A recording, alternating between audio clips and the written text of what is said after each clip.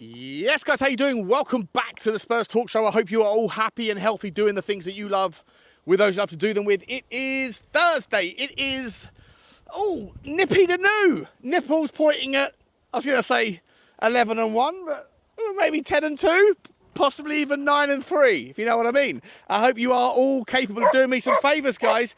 If only to shut Bugsy up. Then smash the like button for me if you enjoy these here updates. Hit the subscribe if you haven't already. We're on the march to 30k. Hit the notification bell and drop a comment. Let me know your thoughts on today's update. It's actually an interesting one. There are various topics of which I want to get across to you guys. We spoke about some of them, most of them on the live stream this morning. But in case you didn't catch that, if you didn't, then go and see that as well with Johnny and Henry. It was a funny show, enjoyable show. But for those of you that only are interested in shorter updates, then this is where you can find that stuff. So smash the like, hit the subscribe, hit the notification bell. Your like game is incredibly strong. I asked you yesterday to smash it, and you smashed it out of the park. I really appreciate you guys. Let's get straight into it, guys. Where do we start? Okay, first and foremost, let's look at Oliver Glasner, okay? His best mate, his first ever manager or first ever coaching partner back in the days. This guy's a little bit older. I had to write his name down so I didn't forget. Klaus Reutinger, I think his name is, out of Austria, was asked on Austrian Sport TV. I forget the name of the actual outlet. Forgive me. I'll see if I can put it up on the thing there for reference purposes. He says, forget about the noise regarding him going to Leipzig, that he believes that Tottenham Hotspur is Oliver Glasner's destination this summer in a likely world where Ange parts away. Now, listen, I've been looking at the comments of late. I think whilst most people agree with the sentiment, they also don't really want to get or see too much of the noise that's, I guess, I'm a part of with regards to the responsibility of percolating around who's the next manager, etc. at this crucial stage of the season. A few days to go until the biggest game of this particular Tottenham team's life and career. It is important to get everyone behind the team, and so I can respect that. So I'm not going to park my thoughts, but I am going to park the vocalisation of them for a little while. And I'm going to say, let's get behind Ange and we'll see what happens. But the noise is out that that Oliver Glasner, who until now has just been like a name that maybe certain people in the community have been talking about more vociferously than others, that he's the guy. And this guy, Klaus Reutinger, he's very well respected in Austria. His earlier coach in his career has said no, he doesn't think that Glasner would leave London and go to Leipzig, that he'd actually come to Spurs. We'd much rather it. So it's an interesting update. Let me know your thoughts on Glasner. I think a lot of you would probably say that he's the guy. I think a lot of you would probably say that because of shut up, because of his rise to prominence this season. And let's be entirely honest, he's done a fantastic job.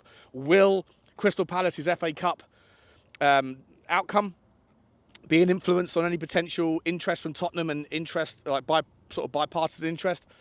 Or will Tottenham's success or failure have a say on that? I'd imagine both would. If Tottenham lose and Palace win, then, Palace are in Europe next season and Tottenham aren't. So, why would you probably leave Palace? They're a team on the ascendancy, at least in the short term. We shall see, though. As Henry likes to say, there's at least 7 or 8 players in that Palace team that he would have at the first team of Tottenham, which I find a little bit of a stretch, but I think it's a bit recency bias. However, congratulations to a wonderful season for the Crystal Palace fans, and I really do hope and wish them well. I hope for the best for them in the Cup, but obviously I do want Tottenham's best interest, and look, Glasner for sure, whilst I am on the side of let's not just take one season out of context. Let's wait and see. When you actually look at Glasner, he has done it in the past. He has won the Europa League. He has done really impressive things. And I think Crystal Palace were just an early accessor of that skill set. And he really hasn't let himself down. I've just let myself down now. I don't know if you saw that one. The ball fell out of the slot. So forgive me whilst I just move over here for a split second. You get to see me in all of my glory. Hello, everybody. Anyway, let's move on to the next story. So Oliver Glasner possibly coming in. Here's the kind of ramifications of that, though. What do you do if you go to a back three? It's an interesting thought process, right? A lot of people sit there and suggest, well, we have a squad that is a good fit for a back three, and I've said it for a long time. I don't disagree with that until you move slightly up the pitch. If you're looking at the back line than the wing-backs, and you say, well, we've got wing-backs, not full-backs, so it would suit. If you happen to have Romero, who is a ball-playing centre-back, the best passer of the ball, I believe, in the Premier League, as a centre-back, you have Micky van der Ven, who loves to bring the ball out with his sort of galloping, marauding runs forward, and so you can make it make sense with like a Kevin Danso in there as well to kind of shore things up, and obviously a back three with a slightly lower line. It makes a lot of sense for players like Phillips and maybe for Skovic, who would benefit from having a system where they're a little bit more protected and they don't have the responsibility of being up on the halfway line as much, and a little bit of variation and variety is the spice of life, and so you can definitely make it make sense from that perspective. However, when you push forward a little bit and you look at the amount of wingers that we have on the books or coming through the systems, likes of Jamie Donnelly, Mikey Moore, possibly Matisse Tell, update to come. Obviously Sonny, we don't know what his future looks like, but there's a story out about him as well, which is a little bit strange and a little bit funny. But there's a never-ending amount of wingers we have. Wilson Odebear, Brennan Johnson. Do we really have space for all of those, and or some of the links that are dropping and getting increasingly larger in the kind of noises around the aggregators and some of the bigger names out there, the likes of Ornstein, the likes of Caught Offside, the likes of Give Me Sport, etc. Some of these guys are starting to talk about certain players that also fit that kind of narrative of a winger. Do you need all of that if you're going to go to a back three system whereby you're either playing a 2 up the top, or if you're playing a 3 up the top, you also don't have a 10, and so do you need a specific type of profile for those wingers that might not necessarily be just take-on specialists, which is what we're really looking for in a 4-3-3, and we don't currently have. I think Bugsy's okay there. So let me sort of percolate downstairs. She hasn't got it. 1 second, guys. Percolate for me downstairs in the comment section. Is there an impact to going to a manager that likes to play a back three? And if so, can Tottenham facilitate it? Do you need to have kind of another delayed season of sort of revamping of the squad in order to make it work?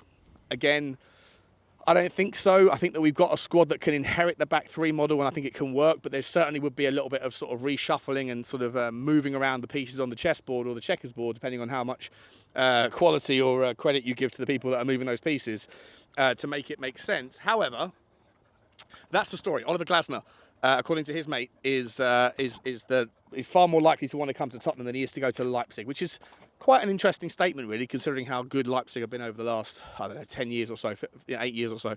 So we'll park that one and move on, guys. Next story, of course, is Rayan Cherki. That story is out again today, and Tottenham are front and centre, and the odds on him joining Tottenham have been slashed, and that is music to my ears. Now, at this stage of the window, you would normally say, well, if the odds are being slashed, it's usually because it's a demand and supply, right? If there's lots of money in a relatively illiquid market, then it's going to come in. But if there's not that much money and the market's seriously illiquid, then it obviously doesn't mean very much.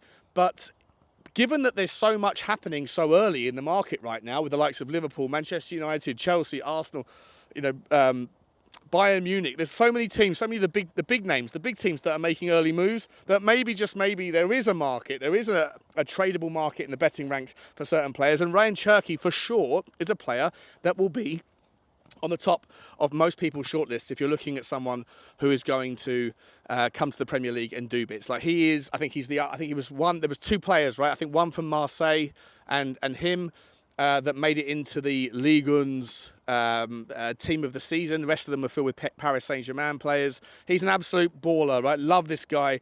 He's capable on his right foot, capable on his left. Henry, I didn't realise he could play in the 10 as well. Henry said he does. I don't watch Ligue 1 that much to be that familiar, but what I've seen of him in Europe, he's just incredible. What he did against Manchester United was frightening. He's not a skinny kind of take-on specialist that is kind of blessed with pace and low acceleration. Think of Aaron Lennon, that kind of style of player. He's a big guy. He's stocky. He's built. He's strong. And so when Henry said he can play in the 10 as well as playing off the left and the right, it kind of makes sense when you think about his natural his stature in the game. And I think that he's just a classy player. He came through this. I think he came through the Tottenham youth team. I don't know how long he was here for, but there's a lot of players, a lot of teams that would be better off for having a player like him. He's very, very young. His ceiling is wildly high, right? Wildly high. We're not talking about 6 foot or basketball players in a dwarf home. We're talking about maybe dwarfs in a church with this one. His ceiling is right up there, and he's got so much potential. And so I would love to see him. It begs the question, though, how do you make room? Where do you go?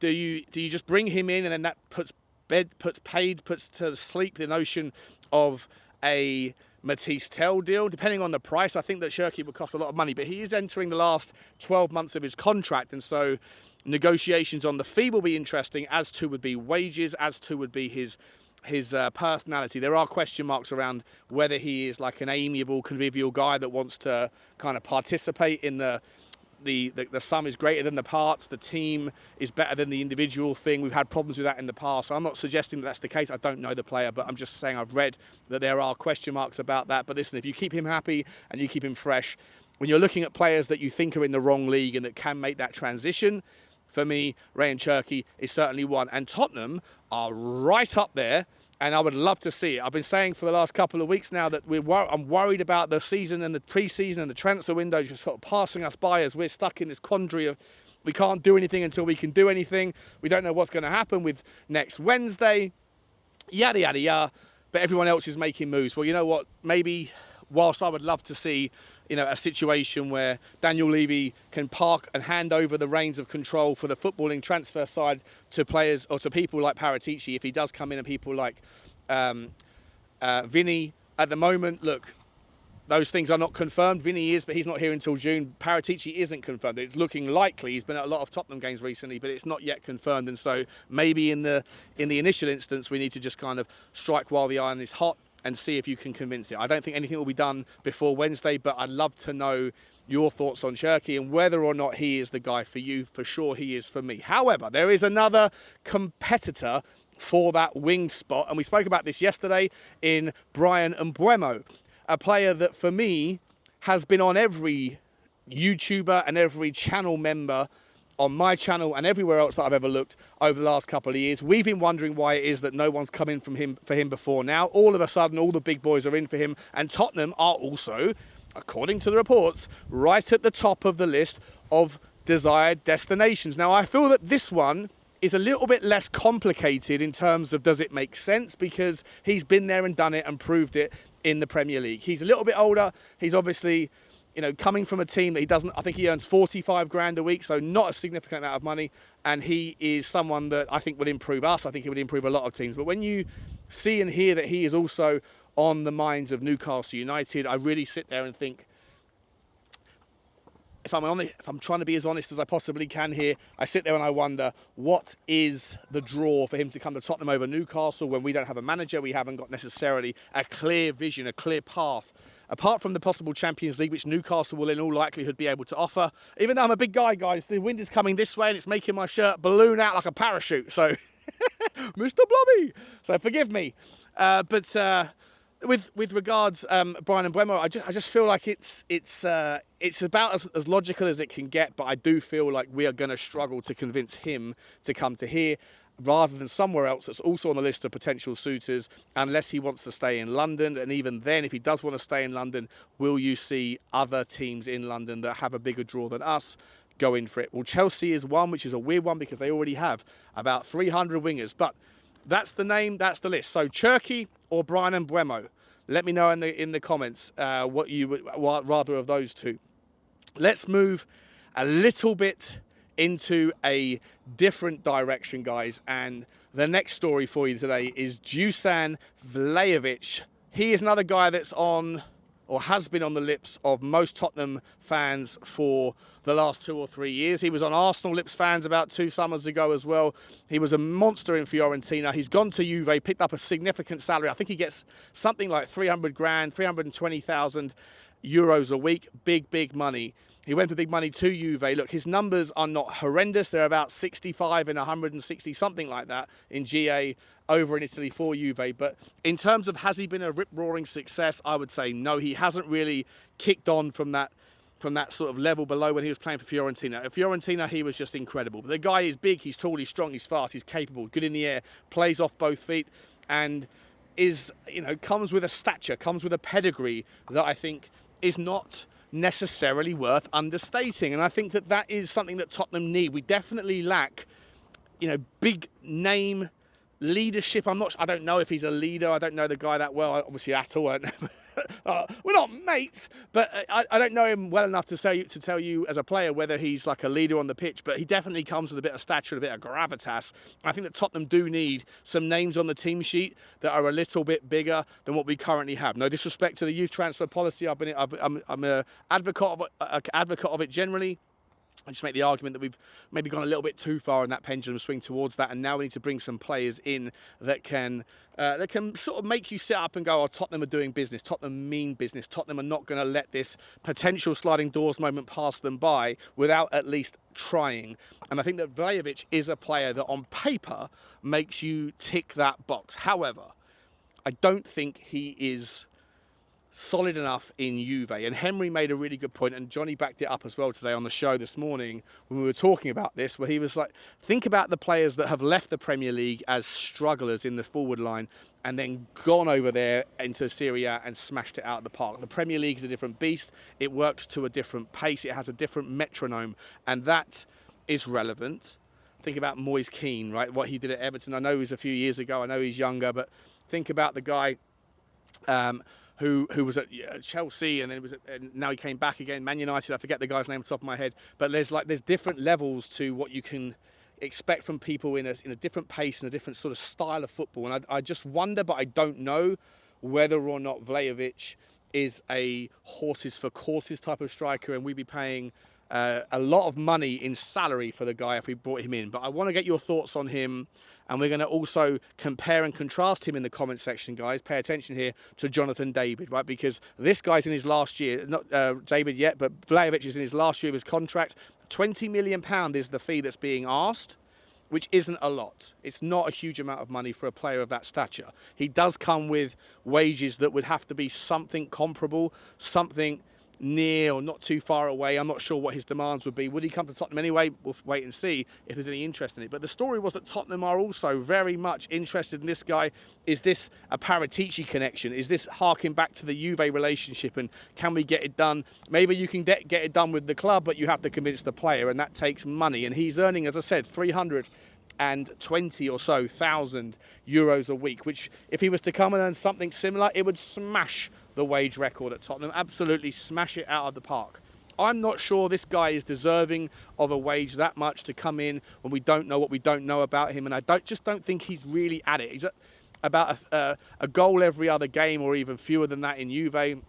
His big chances taken stories are not sensational. He really hasn't kind of kicked on, and I just wonder a little bit whether there's a little bit of that kind of that story that plays out a little bit too frequently at the highest ends of transfers in the history, where people get their big contract, they get their big move, and then they kind of put their feet up a little bit. And I'd hate to think that Tottenham are going to go down that path again and kind of continue on the track record that has seemingly been a bit of a par for the course for Tottenham, where when we go big, we end up regretting it. I don't want that to be the case with him, and so for me, I'm going to say no to Vlahovic, but let me know your thoughts.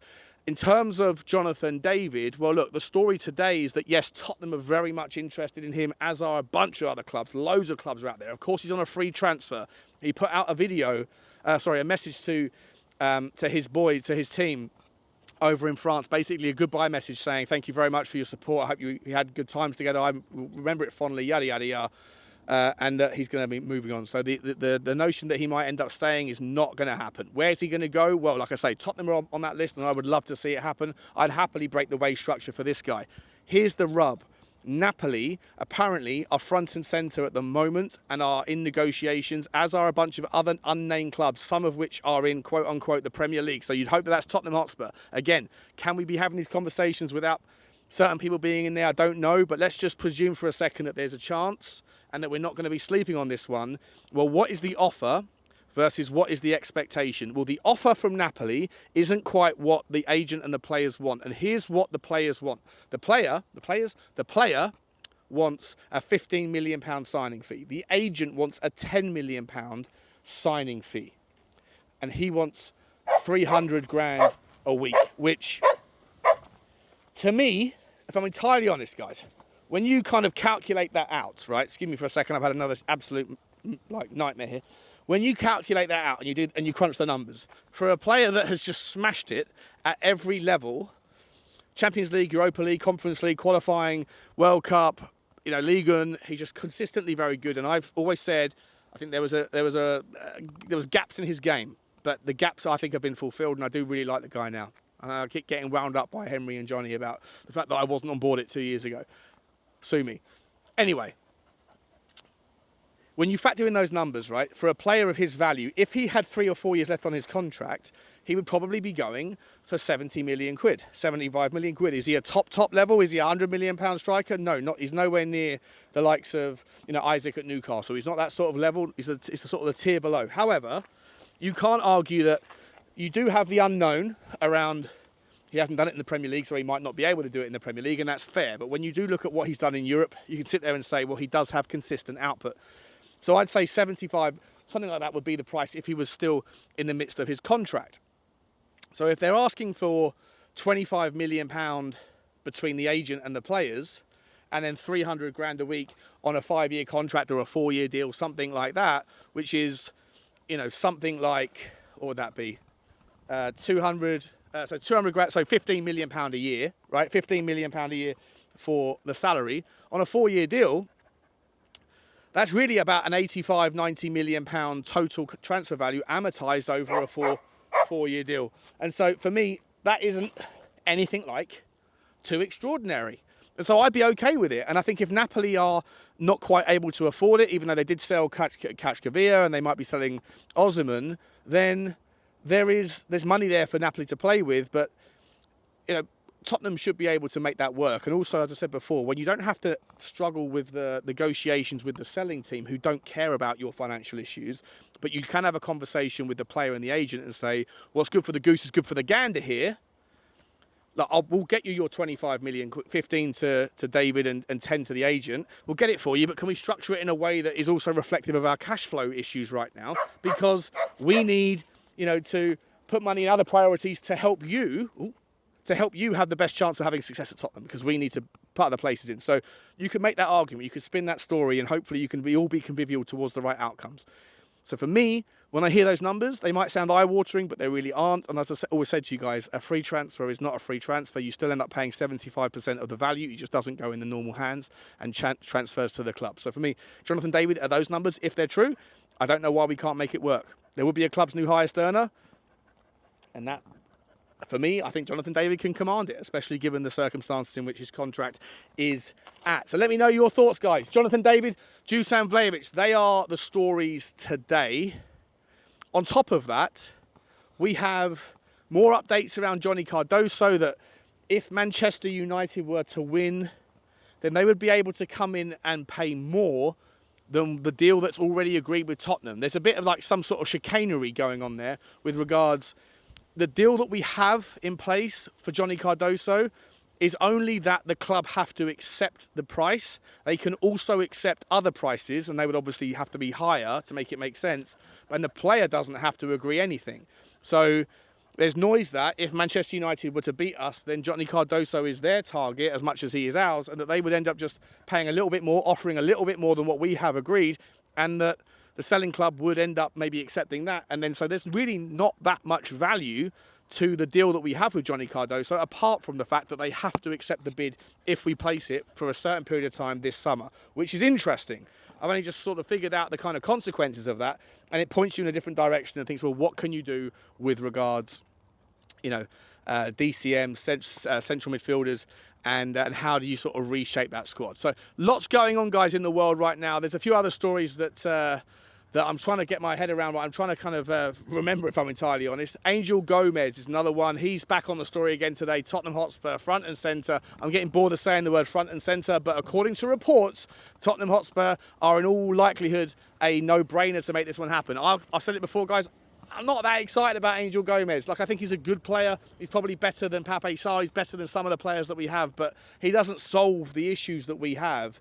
He doesn't solve anything, really. I was looking on the stream earlier at the most valuable players in the world who play as a DCM, a defensive midfielder, and I was comparing them and seeing where is it that Bentancur, not that he's even a 6, but where is it that Bentancur and Bissouma rank? They don't even make the first page of the top 25, right? So, but then you find Nottingham Forest have got a couple of players on there. Chelsea have got a couple of players on there. There's players everywhere apart from at Tottenham that fit in that 6 role, and for me, I just think that that's the priority. And I don't think that Angel Gomez is the guy. For me, if you can get Jonathan David, if you can go and get someone to come in the centre-back role that can kind of numb the pain of losing the Romero. If you go to that back three system, you're going to need someone on that right-hand side that's a ball-playing centre-half to replace Romero, because you can't really play a back three unless at least two of the centre-backs are either a ball carrier or a sublime passer to be able to get it into the channels and do that switch from deep. And I look at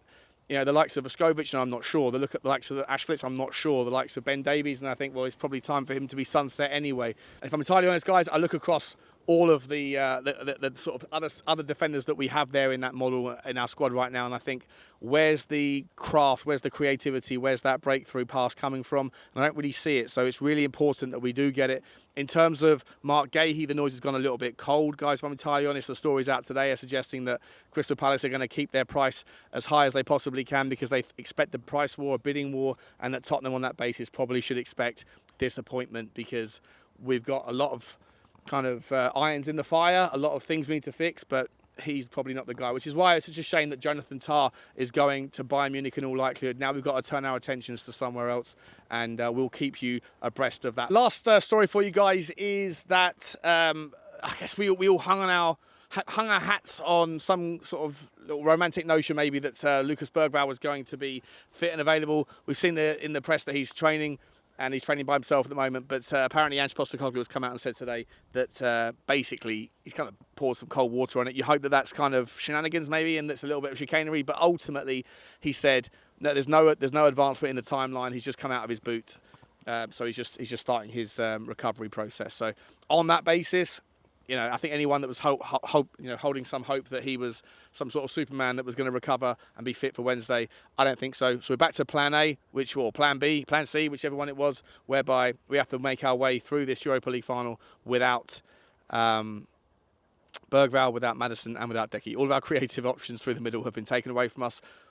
Maybe it presents an opportunity. Maybe it creates some sort of unpredictability in the way that we can go about it. We'll continue to chew this over the next few days. But, yeah, slightly dampening news. It would have been lovely for Ange to say, yeah, look, he's making faster progress and we'll see where we're at. That at least would give us something to be optimistic about. But he basically said, yeah, he's just on par where he was there for our intents and purposes. He's out for the season. We shall see if that changes, guys. But the big stories today: Rayan Cherki, Dusan Vlahovic, Jonathan David, Angel Gomez, and of course Bryan Mbeumo. There's others as well out there, but they're the big four. I want to get your thoughts. I want to keep this video as short as possible because I'm worried about how long I rant on for here. But like, subscribe, and comment, guys. Let me know your thoughts, and I'll see you on the next one. I'll be on the Irish Hotspur tonight at 6. I'll be on Savage at 8 o'clock. So I'll see you around the traps, and I wish you a good one. Like, subscribe, and comment. And as always, come on, Spurs.